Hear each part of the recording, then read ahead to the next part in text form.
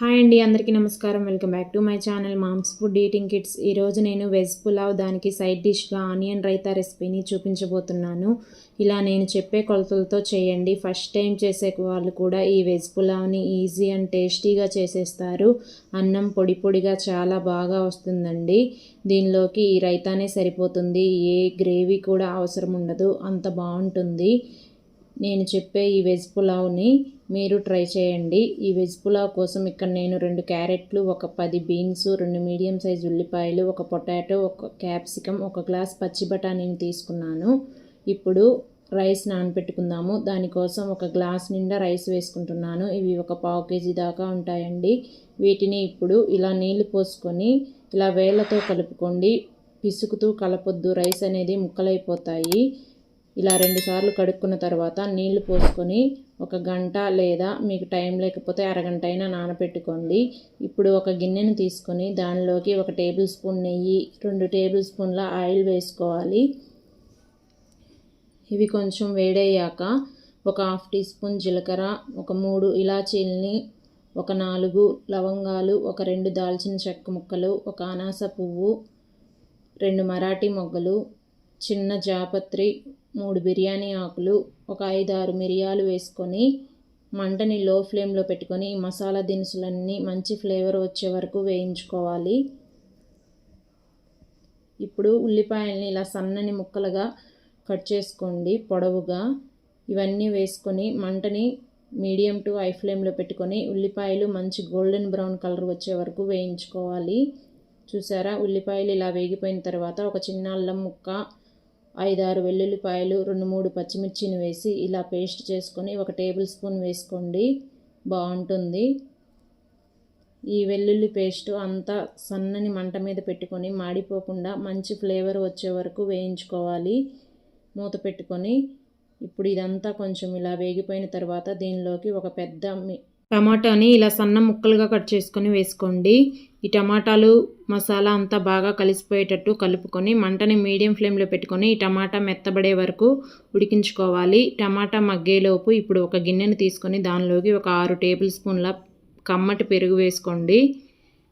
దీనిలోకి ఒక 1/2 teaspoon homemade biryani masala అండి. ఇది మీ దగ్గర ఇది లేకపోతే గరం మసాలా అయినా ఒక 1/2 టీ స్పూన్ వేసుకొని పెరుగు ఈ మసాలా బాగా కలిసిపోయేటట్టు కలిపి పక్కన పెట్టుకోండి. టమాటా అంతా ఇలా మగ్గిపోయిన తర్వాత ఇప్పుడు దీనిలోకి ఒక 1/2 టీ స్పూన్ పసుపు, ఒక 1/2 టీ స్పూన్ కారం, 1 టీ స్పూన్ ధనియాల పొడి, 1/2 టీ స్పూన్ వేయించిన జీలకర్ర పొడి, 1 టీ స్పూన్ సాల్ట్ వేసుకొని మంటని లో ఫ్లేమ్లో పెట్టుకొని ఈ మసాలాలన్నీ బాగా మగ్గే వరకు వేయించుకోవాలి. ఇలా మూత పెట్టుకొని 1 నిమిషం పాటు. ఇలా 1 నిమిషం వేగిన తర్వాత దీనిలోకి ఇప్పుడు మనం ముందుగా కలిపి పెట్టుకున్న పెరుగునంతా వేసేసుకోండి.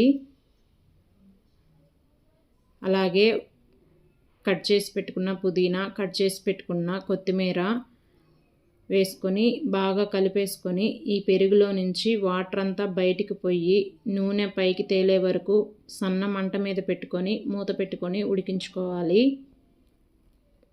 చూసారా, ఇప్పుడు ఇదంతా ఇలా ఉడికిపోయిన తర్వాత ఒకసారి ఇలా కలుపుకొని దీనిలోకి ఇలా మీడియం సైజ్ ముక్కలుగా కట్ చేసి పెట్టుకున్న క్యారెట్ ముక్కలు, క్యాప్సికమ్ ముక్కలు, బీన్స్ ముక్కలు, పొటాటో ముక్కలు, పచ్చి బఠానీ వేసుకొని ఈ మసాలా ముక్కలన్నిటికీ బాగా కలిసేటట్టు కలుపుకోవాలి.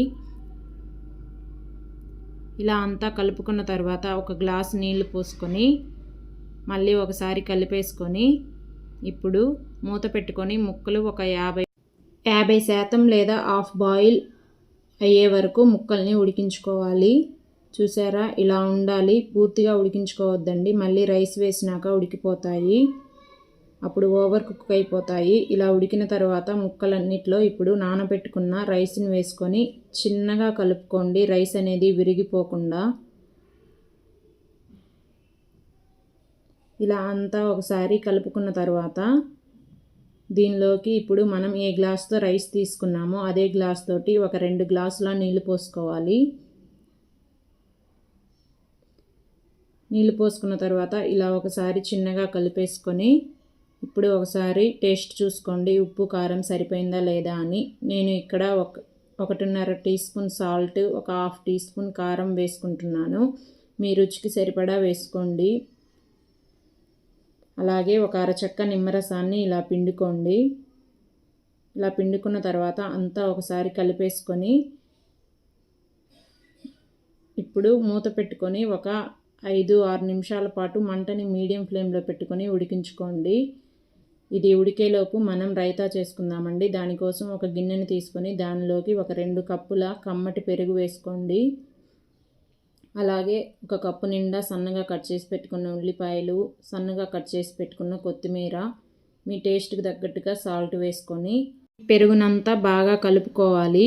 ఇలా అంతా కలుపుకున్న తర్వాత ఒకసారి టేస్ట్ చూసుకొని మళ్ళీ ఉప్పు తగ్గితే ఉప్పు వేసుకొని బాగా కలుపుకోండి. అంతేనండి, ఆనియన్ రైతా రెడీ అయిపోయింది.